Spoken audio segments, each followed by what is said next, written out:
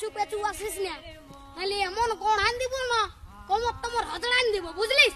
চল যা, আমি বলছি আর শ্বশুর ঘর যাবো নাই, যাবো নাই, যাবো নাই, তুই চলে যা। না যাবো, আমি তোমার সঙ্গে যাবো।